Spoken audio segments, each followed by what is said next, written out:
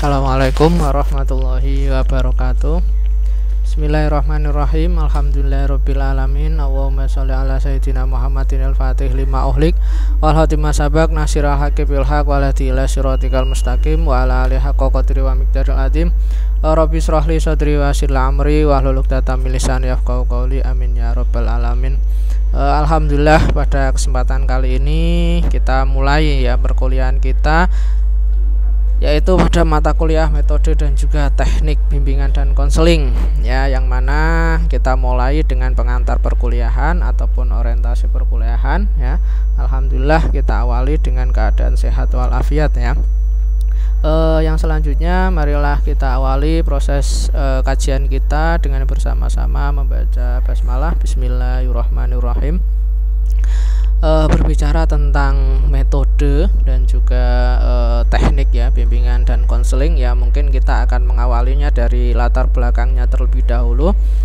Jadi konseling itu merupakan sebuah proses bantuan ya. Jadi proses itu ya tidak bisa instan, tapi harus bertahap kan, seperti itu. Nah, proses bantuannya bantuan apa? Bantuan yang dilaksanakan oleh konselor kepada konseli dalam rangka mengentaskan masalah yang dialami oleh konseli. Nah, untuk proses bantuannya kemudian pengentasan masalahnya itu harus ada dalam suatu hubungan, yaitu hubungan konseling itu sendiri. Dan kemudian ya bantuan yang kemudian diberikan oleh konselor tadi ya itu harus diarahkan untuk memecahkan masalah, terus kemudian tumbuh kembang konseli ya, terus kemudian peningkatan kualitas. Jadi harapannya dengan mengikuti konseling ya, nanti konseli ya ataupun klien itu bisa selesai ya, masalahnya bisa terentaskan, terus kemudian dia bisa menjadi pribadi yang bertumbuh dan juga berkembang, serta terdapat peningkatan kualitas dalam kehidupan sehari-hari ya. Itu adalah bantuan ya yang diarahkan pada hal yang demikian. Terus yang selanjutnya, hubungan dalam proses konseling itu terjadi dalam suasana yang profesional. Jadi harus profesional, tidak boleh asal-asalan kan, seperti itu ya. Dan terus kemudian selain profesional, kondisinya harus kondusif ya, karena memang ini demi perubahan dan juga pengembangan diri konseli itu sendiri, agar supaya konselinya bisa bertumbuh, konselinya bisa berkembang ya, konselinya bisa meningkat kualitas hidupnya, maka harus dengan suasana yang profesional dan harus dengan kondisi yang kondusif. Nah, sekarang pengertian metode bimbingan dan konseling ya. Jadi karena mata kuliah kita adalah metode dan teknik bimbingan dan konseling ya, kita kaji dulu tentang pengertian metode BK. Kata metode berasal dari kata meta yang berarti melalui, dan hodos yang berarti jalan. Jadi metode secara harfiah adalah jalan yang harus dilalui ya. Jalan yang harus dilalui ini adalah jalan yang harus dilalui untuk mencapai suatu tujuan dalam pelaksanaan bimbingan dan konseling. Jadi dalam bimbingan dan konseling itu harus ada tujuannya, dan untuk mencapai tujuan itu tentunya ada jalan ya, ada jalan untuk mencapai tujuan itu, ada jalan yang harus dilalui untuk mencapai tujuan itu. Nah, itu namanya metode bimbingan dan konseling ya. Nah, secara umum ada dua metode dalam bimbingan dan konseling, yaitu pertama adalah metode bimbingan individual, yang kedua adalah metode bimbingan konseling kelompok ya. Jadi secara umum ada dua. Yang kedua adalah teknik bimbingan dan konseling ya. Teknik sendiri adalah suatu cara ataupun kepandaian atau pengetahuan untuk membuat atau melakukan sesuatu. Jadi teknik bimbingan dan konseling adalah suatu cara yang harus digunakan oleh seseorang ataupun konselor dalam melaksanakan bimbingan dan konseling. Bedanya dengan metode, kalau metode itu jalan ya, kalau teknik itu adalah cara. Jadi kalau ketika kita kemudian sudah menemukan jalan, maka maka yang selanjutnya kita harus memiliki cara. Misalnya kalian mau ke IAIN Kudus, ada jalannya, tapi kemudian caranya kan macam-macam. Lah, cara di sini, cara teknik bimbingan ini disebut cara dalam bimbingan dan konseling ya. Dalam bimbingan dan konseling tidak hanya memerlukan metode yang tepat dalam menyelesaikan suatu masalah dari klien, melainkan teknik yang tepat juga sangat diperlukan dalam bimbingan dan konseling. Jadi tidak hanya metode yang tepat, tapi juga teknik juga harus tepat. Diperlukannya pembiasaan terhadap macam-macam teknik yang ada dalam praktiknya. Jadi sebagai seorang calon konselor harus mulai terbiasa dengan berbagai macam teknik konseling yang ada, karena memang nanti dalam praktiknya kita harus menggunakan metode dan juga teknik yang ada dalam bimbingan dan konseling tersebut ya, agar supaya proses konseling kita lebih profesional, lebih kondusif, dan tentunya lebih efektif. Diperlukan eksperimentasi dan observasi terus-menerus untuk mengembangkan teknik bimbingan dan konseling. Jadi kita harus terus bereksperimen. Kita mencoba teknik 1, mencoba teknik 2, teknik 3.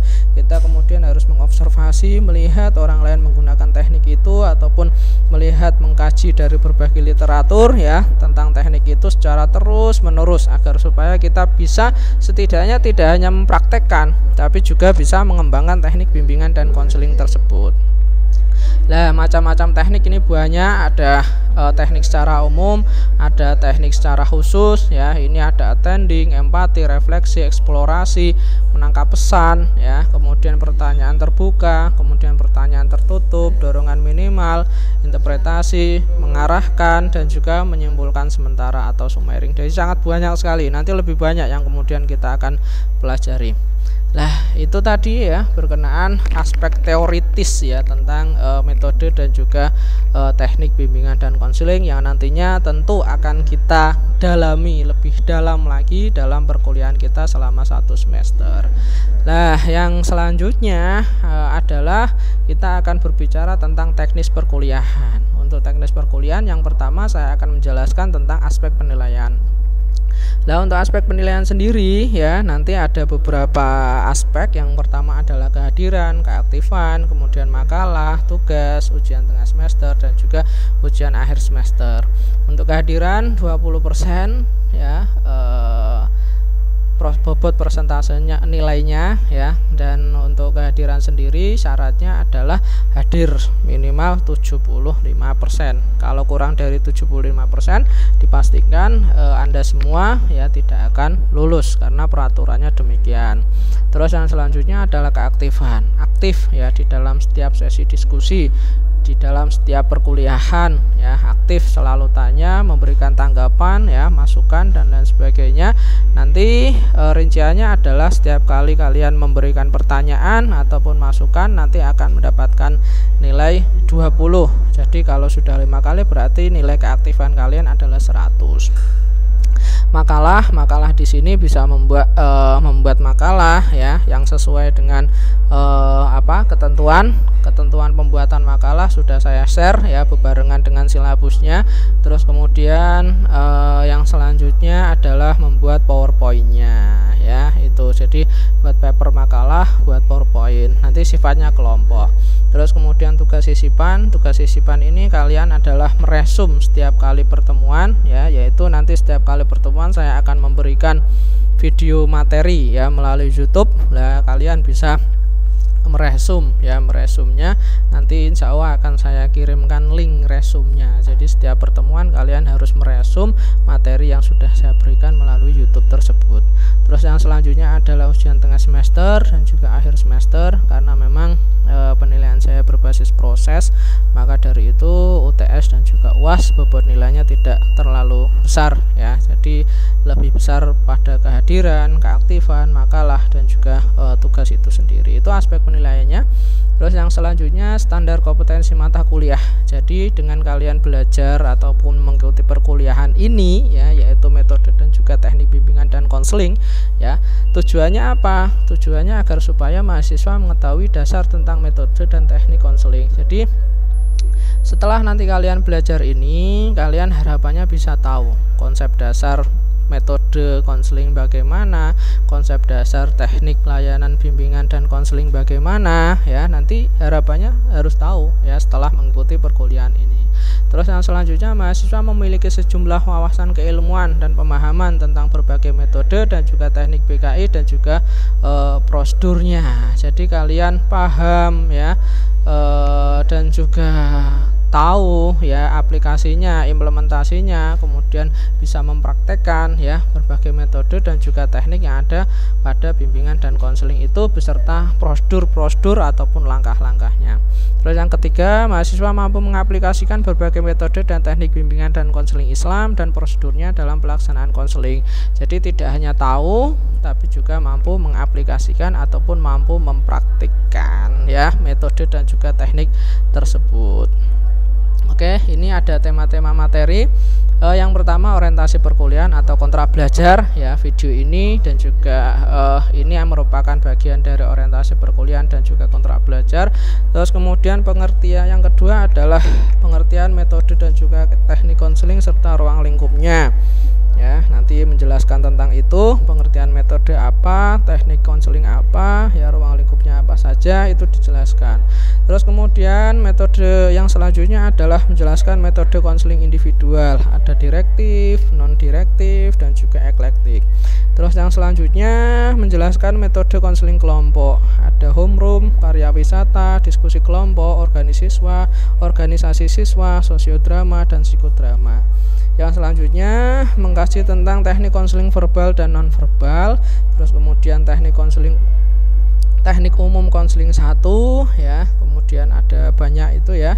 Nanti bisa dipersani sendiri. Terus kemudian teknik umum konseling 2 ya, ada leading, ada clarifying, facilitating dan lain sebagainya itu.